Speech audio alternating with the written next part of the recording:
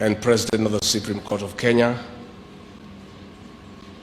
Lady Justice Martha Koome, the Honorable Deputy Chief Justice and Vice President of the Supreme Court of Kenya, Philomena Mwilu, the Honorable Chief Justices, Deputy Chief Justices, and judges of superior courts from across Africa, distinguished speakers, panelists, discussants, and moderators, eminent delegates and participants, excellencies, ladies and gentlemen.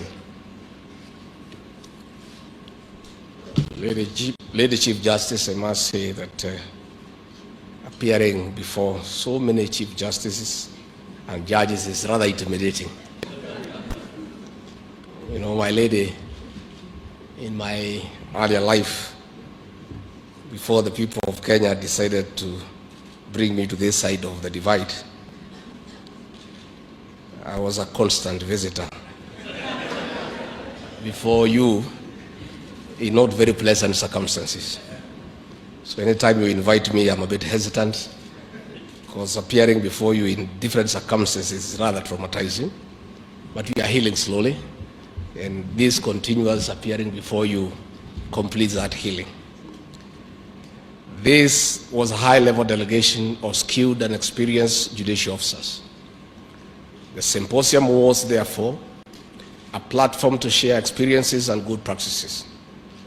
Being a discussion on climate change, it was a time to also understand how the judicial system can contribute to countering this phenomena that has posed an existential threat to humanity in Africa and the rest of the world. Allow me to highlight two examples of good practices from Kenya.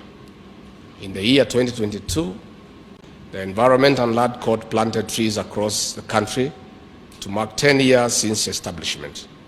This was a boost to the executive's plan of planting at least 15 billion trees by the year 2032. Further, since the COVID-19 experience, the courts accelerated going paperless through digitization of service. Progressively, this will reduce pressure on trees cut down for paper. Distinguished delegates, diverse research shows that detentions and prisons in most African countries hold more than thrice their capacity. In others, more than half of the detainees are petty offenders. Petty offenders are punishable by a fine, jail term, or both. Most of these people are hustlers. In other words, they may not raise the fines. Instead of custodial sentences, I urge the judiciary to embrace environmental conservation sentence, as has been recommended in a host of criminal justice reports. Distinguished delegates, Kenya is committed to environmental justice. You recall that last November, President William Ruto led the Kenya delegation to the 27th Conference of the Parties, COP27, to the United Nations Framework Convention on Climate Change in Sharm el-Sheikh in Egypt. Among other issues, the President highlighted the polluter pay principle. This is to compensate countries whose contribution to pollution is negligible, a majority being in Africa. While slugging implementation of the climate compensation model, we count on the judiciary to issue precedent-setting judgments.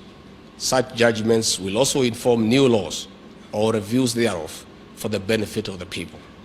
Further, Africa is leading in championing a sustainable development and ensuring a clean and healthy environment. As the coordinator of the Committee of African Heads of States and Government on Climate Change, President William Ruto will convene a continental summit focusing on climate action in 2024. Distinguished delegates, as recognized in the Johannesburg Principles on the Rule of Law and Sustainable Development, the judiciary should be informed on the rapidly expanding boundaries of environmental law. They must also be aware of their role and responsibilities in promoting the implementation, development and enforcement of laws, regulations and international agreements relating to sustainable development. Lady Chief Justice, distinguished delegates, The importance of your discussion at this symposium cannot be gainsaid. The regulatory, legislative, and adjudicative framework in matters of environment is key in the wider conservation and regeneration strategy. In Kenya, we are taking the necessary steps, including supporting amendments towards strengthening the Climate Change Act 2016.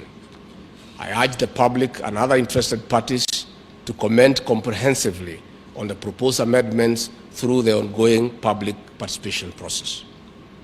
Distinguished delegates, emphasis must be placed on the outcome of this symposium and the next steps in strengthening our national and regional legal frameworks for environmental protection and conservation. Reflecting on the judiciary of Kenya's social transformation through access to justice, institutional vision, emphasis must be on people-centered justice and the tangible benefits for the peoples of our respective jurisdictions. We must not forget strategies, policies, and interventions with the most tangible benefits. Distinguished delegates, as I conclude, allow me to emphasize that judicial outcomes and principles emerging from your adjudication of environmental matters in informing strategic and policy atmosphere within which all other actors operate. Finally, I invite our visitors to sample the sceneries, experiences, and the diverse Kenyan hospitality before flying back home. Take time to visit the Masai Mara and sample our exotic wildlife species. If you get time, fly to the coastal town of Mombasa and enjoy our exotic beaches as you enjoy the hospitality of the Kenyan people. Distinguished delegates, it is now my honor to declare the third regional symposium on greening judiciaries in Africa officially closed.